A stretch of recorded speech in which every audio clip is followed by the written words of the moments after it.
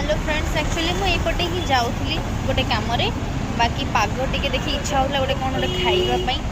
सो ये पूरा समोसा जमी देखिली तो मन पड़ा मुझे समोसा बहुत दिन है कि गोटे ट्राए करनी ये समोसार पूरा पूरी भेराइटी ये अच्छी। सो भाविली गोटे ट्राए करने तो लेट्स ट्राए आ देखते केते सारा भेराइटी भी अच्छी टोटल एतिकी सारा भेराइटी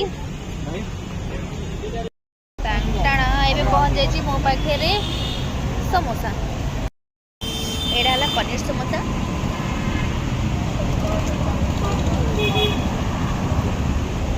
टेस्ट पूरा पूरी असम गोटे नुआ फ्लेवर आपण मैंने पाइबे बढ़िया लगे।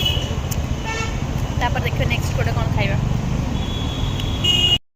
एते भल लगे कि आउ गोटे पुणी मंगेचे जाटो भी नूडल्स वाला दुईटा पनीर वाला आज खाई आज पूरा मुझे भूकड़ हो जाए पनीर आसला सॉरी नूडल्स आसला